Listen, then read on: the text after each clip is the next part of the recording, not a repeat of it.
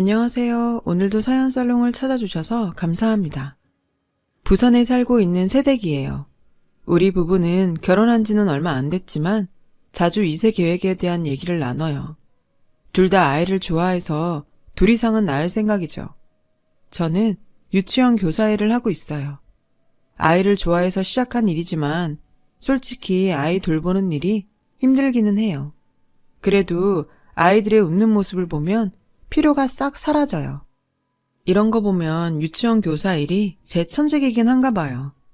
유치원에서 일을 하다 보면 아이들은 물론 학부모들도 많이 만나게 돼요. 가끔은 뭐 이런 부모가 다 있나 싶은 학부모도 만나게 되고요. 제가 사연을 보내게 된 것도 바로 그런 학부모에 대한 얘기를 하기 위해서예요.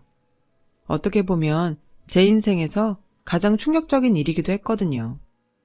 제가 유치원 교사를 꿈꾸게 된 건 고등학교 2학년 때부터였어요. 그때까지만 해도 저는 꿈도 없었고 수능 점수에 맞는 대학에 원서나 넣자는 심정으로 살고 있었어요. 그러던 어느 날 학교에서 직업체험 행사에 참여하게 되었어요. 저희 학년 전체가 의무적으로 참여해야 하는 행사였죠. 학교와 연계한 장소 중 하나를 골라서 그곳에서 하루 동안 그 직업을 체험해보는 행사였어요. 선착순 신청이었는데 제가 늦게 가는 바람에 남은 자리에 신청을 해야 했죠. 저희 집에서 가장 가까운 곳이 어딘가 봤더니 유치원이더라고요. 그래서 유치원으로 가기로 했죠. 행사 당일 저는 그 유치원으로 향했어요. 1일 교사 체험을 하게 된 거죠. 가서 원장 선생님과 인사를 나누고 어떤 일을 할지 안내를 받았어요. 저 포함 5명 정도가 있었고 저는 그중 1명과 4살 반에 배정되었어요. 가장 어린 아이들의 반이었죠. 처음에는 우는 아이들을 보고 어떻게 해야 할지 몰라 당황스럽고 난처했지만 시간이 지날수록 아기들이 너무 예뻐서 그런 걱정이 싹 사라져버렸어요. 눈웃음을 지으며 어눌한 말투로 쫑알대는 모습이 어찌나 귀엽던지. 그리고 결정적으로 제가 유치원 선생이 돼야겠다고 생각한 계기가 있어요.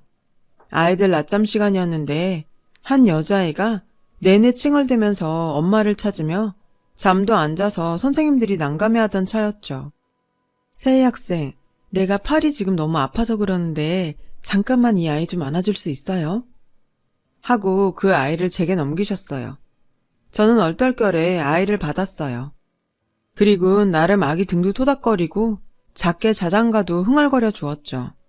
그런데 아이가 서서히 울음을 그치더니 갑자기 두 팔을 들어선 제 목을 꽉 끌어안지 뭐예요. 그리고 얼마 지나지 않아 스르르 잠이 들어버렸어요. 자면서도 제 목을 잡은 팔을 풀지 않았죠. 순간 알 수 없는 감동이 밀려왔어요. 아이들이 나를 믿고 내가 자기들을 위해 노력한 걸 알아주는구나 싶었죠. 그게 너무 행복해서 그 아이를 안고 있으면서 나중에 유치원 선생님이 되어야겠다고 결심했어요. 아이가 잠들도록 저는 내내 안고 있었어요. 행사 시간이 종료되고 다른 애들은 다 집으로 갔지만 저는 남았어요. 아이들 학교 시간까지 제가 남아서 도와드리면 안 될까요? 하고 여쭤봤더니 흔쾌히 그러라고 하셔서 계속 남아 아이들을 돌봤어요. 오후가 되니 아이들은 하나 둘씩 엄마 손을 잡고 유치원을 떠나기 시작했어요. 아이들을 보내고 나면 어질러진 교실과 화장실을 정리했어요. 그런데 한 아이가 혼자 남아있지 뭐예요. 바로 제 목을 꽉 끌어 안았던 그 아이였죠. 다른 친구들이 다 집으로 돌아가도록 그 아이의 부모님은 아이를 데리러 오지 않았어요. 선생님들도 아이도 익숙한 일인 듯 놀라지는 않는 듯 했고요. 아이는 교실에 남아 홀로 인형을 가지고 놀았어요. 그 모습이 안타까워 물었죠. 저 애는 언제 부모님이 오시나요? 그러자 선생님이 그러시더군요. 할머니가 데리러 오시는데 매일 늦네요. 청소일을 하신다고 들었는데 일이 늦게 끝나시나 봐요. 저는 그때까지만 해도 아이의 부모가 늦게까지 직장에서 일을 해서 할머니가 대신 돌보는 아이가 아닐까 생각했어요. 그렇게 저녁 6시가 넘어서야 유치원 문이 열리고 누군가가 들어왔어요. 50대 정도로 보이는 아주머니셨죠. 그분이 오시자 유치원 선생님은 유진아, 엄마 오셨다. 이제 집에 가야지? 하고 마지막까지 남아있던 그 아이를 안고 나왔어요. 순간 의아했어요. 아까 할머니라고 들은 것 같았으니까요. 게다가 저분은 아이 엄마라고 하기에는 나이가 많아 보였거든요. 그런데 다시 보니까 아주머니 뒤에 다른 한 명이 서 있더라고요. 머리를 부분 파란색으로 물들인 여자였어요. 화장도 진하고 염색을 하긴 했지만 앳돼 보였죠. 18살이던 저와 몇 살 차이 안 나는 것 같았어요. 다만 학생이라기에는 화장도 진하고 액세서리도 그렇고 수수한 차림의 아주머니야 대조적으로 보였죠. 선생님이 아이를 데리고 나오자 아주머니가 아이를 받아 안으셨어요. 뒤에 서 있던 여자는 아이가 내민 손을 잡아주고 흔들어주는 게 고작이었죠. 아기는 제 쪽으로 손을 흔들며 선생님 안녕 이라고 말했고 저는 손을 흔들어 주었어요. 그렇게 아기는 떠났고 저는 끝까지 남아 유치원 뒷정리와 청소를 도왔어요. 그곳 선생님들이 칭찬도 많이 해주셨고 원장 선생님은 제가 좋은 유치원 교사가 될 수 있을 것 같다며 유아교육과에 가서 공부 열심히 하고 꼭 우리 유치원에 와달라며 칭찬을 해주셨어요. 저는 그러겠다고 했고요. 저는 아까 그 아이에 대해 물었어요. 마지막에 간 아이 있잖아요. 유진이요. 할머니가 데리러 온다고 하셨었는데 왜 아까는 엄마라고 하신 건지 여쭤봐도 될까요? 그러자 유진이 담임선생님이 속사정을 얘기해 주셨어요. 아, 그거요? 아이를 안고 가신 분은 할머니가 맞아요. 유진이 외할머니세요. 할머니 뒤에 서 있던 여학생 봤죠? 염색머리 여학생이요. 세희 학생보다 2살인가 더 많은 걸로 알고 있어요. 올해 20살이던가? 아무튼 16살에 유진이를 낳았다나 봐요. 저는 그 말에 깜짝 놀랐어요. 세상에 16살에 애를 낳다니. 16이면 중학생 때 아이를 낳았다는 얘기잖아요. 그런데 얘기를 들어보니까 일찍부터 날라리였다고 하더라고요. 아무튼 애 아빠네는 좀 있는 집이었는지 애 지우라고 돈만 주고는 그쪽 부모가 아들을 외국으로 유학을 보냈다더군요. 근데 유진이 할머니가 독실한 기독교 신자라서 애 지우는 건 안 된다고 했고 그래서 애를 낳았다는 거예요. 그 과정에서 유진이 외할아버지랑도 한바탕 난리였고요. 어쨌든 16살짜리 애가 애 키울 능력이 있겠어요. 그래서 유진이 외할머니가 외할아버지 호적에 올렸다더라고요. 호적상으론 외할머니가 유진의 엄마로 되어 있고 친엄마는 언니로 되어 있대요. 충격적인 얘기였죠. 나랑은 2살 차인데 정말 다른 인생을 살고 있는 것 같았거든요. 16살에 임신을 할 수 있다는 것도 제게는 놀라운 일이었고요. 유진이 할머니가 유진이를 보살펴주고 계신다는 건 다행이었지만 그래도 유진이에게 연민이 느껴졌어요. 집으로 돌아가기 전에 원장 선생님이 저를 불러서는 그러시더라고요. 혹시 유아교육과 준비하면서 봉사활동 기록 증명 같은 거 필요하면 언제든지 와요. 내가 세희 학생은 특별히 해줄게. 저는 감사 인사를 드리고는 집으로 돌아왔어요. 그날 이후 제 목표는 유아교육과로 잡았어요. 목표가 생기니 공부도 더 열심히 하게 되었죠. 여름방학이나 주말에는 그 유치원에 가서 봉사활동을 했는데 자주 가다 보니 아이들도 저를 잘 따랐고 특히 유진이가 저를 참 많이 따랐어요. 그때도 유진이는 늘 제일 마지막에 집으로 돌아갔어요. 어쩔 땐 할머니가 오시고 어쩔 땐 엄마가 와서 데리고 갔어요. 그런데 엄마는 아무래도 유진이를 잘 못 돌보는 것 같더라고요. 애를 낳는 것도 그렇고 달래는 것도 미숙해 보였죠. 유진이가 칭얼대거나 말을 안 들으면 아 진짜 어쩌라고 너만 힘들어? 그러면서 애한테 짜증을 부려댔죠. 제 또래라 그런가 볼 때마다 묘한 감정이 들었어요. 말로만 듣던 청소년 부모의 모습이 이런 건가 싶기도 했고요. 저는 남은 고등학생 기간 동안 열심히 공부했고 다행히 원하던 대학의 유아교육과에 합격하게 되었어요. 그 소식에 부모님은 물론 봉사활동을 했던 유치원 선생님들도 무척 기뻐해 주셨어요. 무엇보다 꿈도 없던 제가 제 길을 찾았다는 게 무척이나 다행이었고 스스로도 뿌듯했어요. 다만 제가 들어간 대학이 저희 집과는 다른 지역에 있어서 그게 좀 걸렸죠. 처음엔 기숙사 신청을 하려고 했는데 부모님이 아들이면 몰라도 딸을 혼자 타지로 보낼 수는 없다고 하시는 거예요. 그러더니 이사를 결정해버리셨죠. 그렇게 저희 가족은 그 동네를 떠나게 되었고 유진이와도 헤어지게 되었어요. 유진이가 부디 티 없이 밝게 자라기를 바랄 뿐이었어요. 대학생이 되어서도 열심히 공부했어요. 아이들을 돌보는 건 실전이 중요한데 이론책만으로 공부하려니 현실과 괴리가 느껴지더라고요. 그래도 현장에 투입되기 위해선 이론을 공부해야 했죠. 3학년이 되자 현장 실습을 하게 되었는데 아무래도 고등학교 때 봉사활동을 한 게 많이 도움이 되었죠. 어느덧 시간이 흘러 저는 졸업을 하게 되었고 여러 군데 이력서를 넣은 끝에 정식으로 유치원 교사가 되었어요. 막상 유치원 교사로 현장에 투입돼 보니 봉사활동 개념으로 하던 것과는 천지 차이더라고요. 훨씬 힘들고 바쁘고 신경 써야 할 일도 많았어요. 아이들도 일일이 챙겨야 하고 무엇보다 학부모님과의 소통이 중요했죠. 우리를 믿고 아이를 맡기는 거였기에 신뢰를 쌓는 게 무엇보다 중요했거든요. 그렇다 보니 손이 가는 곳이 한둘이 아니었어요. 받는 급여에 비해 노동량도 많고 노동 시간도 길었죠. 그래도 아이들을 보면 그나마 피로가 풀리고 이 일을 하길 잘했다는 생각이 절로 들었어요. 부모님은 딸이 유치원 교사라고 했더니 주위에서 중매서겠다는 분들이 많다며 좋아하셨어요.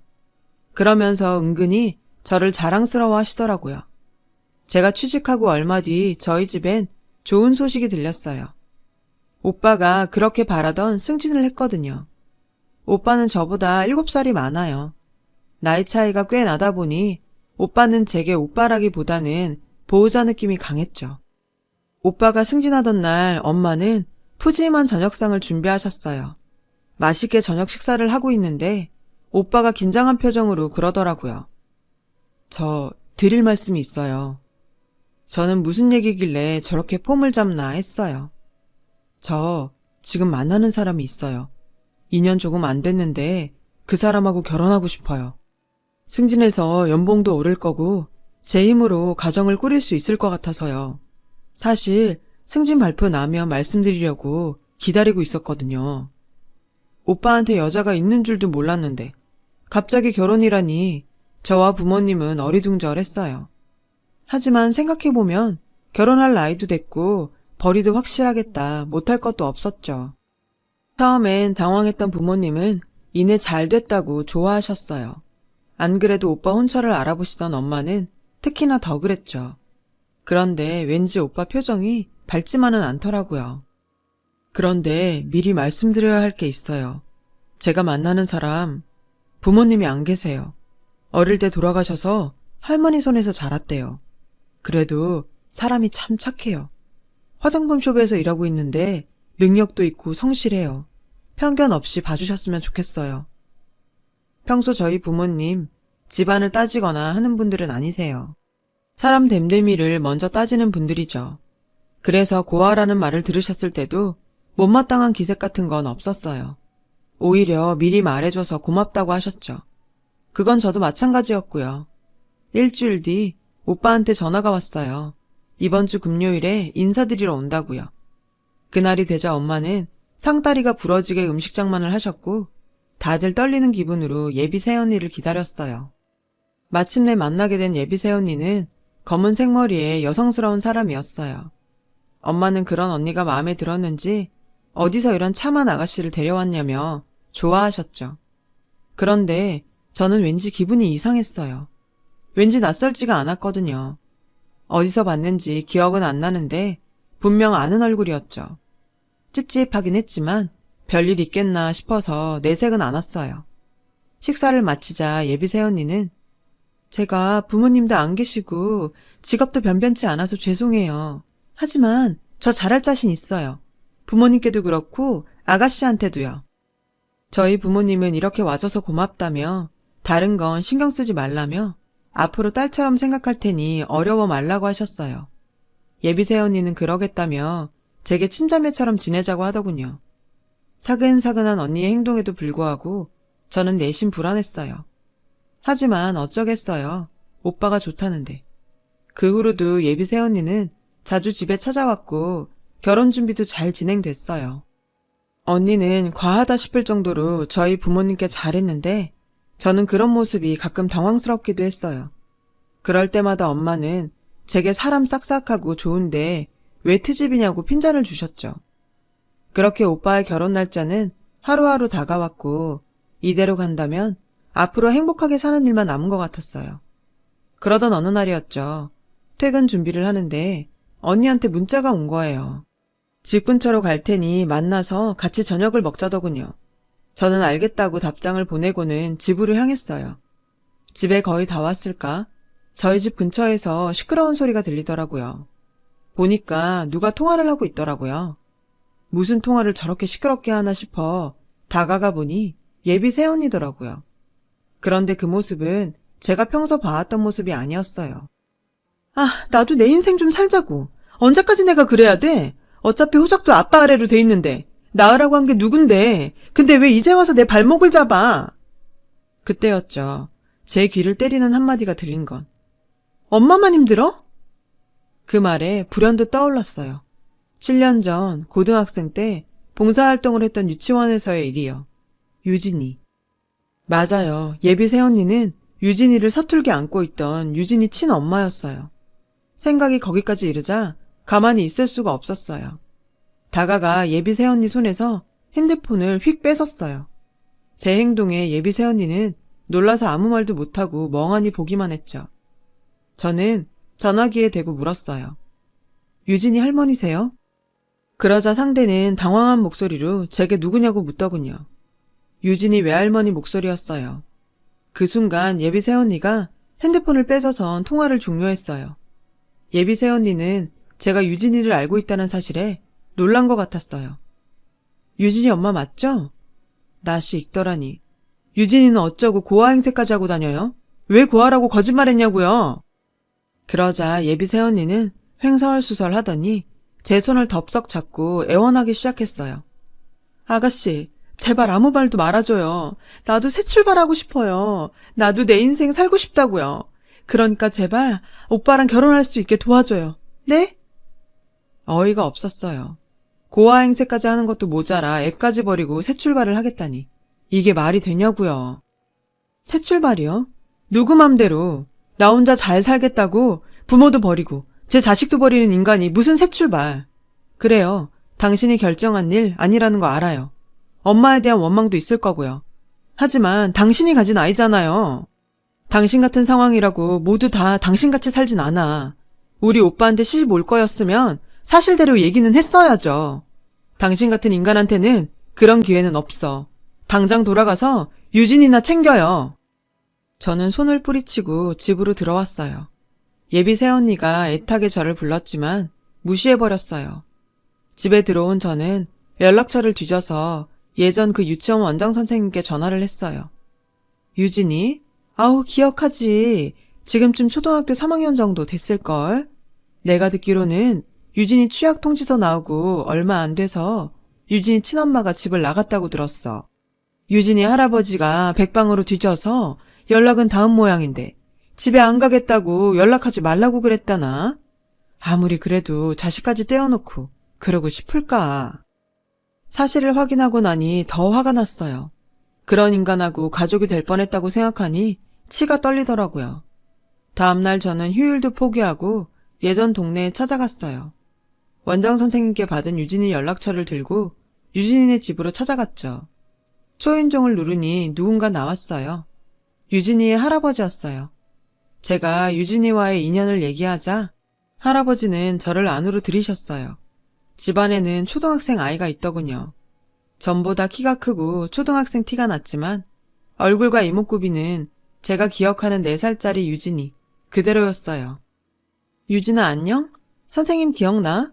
유진이 4살 때부터 6살 때까지 유치원에서 봤는데 선생님 기억 안 나? 유진이는 잠시 생각을 하더니 이내 세희 선생님 하고 소리쳤어요. 다행히 유진이는 저를 기억하더라고요. 저는 기특한 유진이를 와락 안아주었죠. 잠시 뒤 유진이 할머니가 집에 오셨고 저는 할머니와 얘기를 나누었어요. 제가 전후 사정을 말씀드리자 할머니는 한숨을 푹푹 쉬시며 얘기를 시작했죠.